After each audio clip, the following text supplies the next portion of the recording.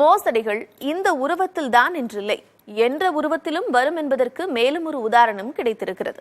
மதுரையைச் சேர்ந்த சமூக ஆர்வலரான சங்கரபாண்டி என்பவருக்கு தொலைபேசியில் அழைப்பு ஒன்று வந்துள்ளது. கர்நாடகாவிலிருந்து பேசுவதாக கூறிய அந்த நபர் தனக்கு தெரிந்தவர்கள் வீடு கட்டும்போது நிலத்திற்கடையிலிருந்து 3 கிலோ எடையுள்ள தங்க காசுகளும் வெள்ளியும் கிடைத்ததாகவும் அதனை குறைந்த விலைக்கு தருவதாகவும் கூறி வலை வீசியுள்ளார். ஆனால் மோசடி வலை விரிக்கப்படுகிறது என்பதை புரிந்து கொண்ட சங்கரபாண்டி அழைப்பை துண்டித்துவிட்டார். அடுத்தடுத்து அழைப்புகள் வந்தபோதும் அவர் போனை எடுக்கவில்லை. இதுகுறித்து காவல்துறையிடம் புகார் செய்யப்போவதாக சங்கரபாண்டி கூறியுள்ளார்.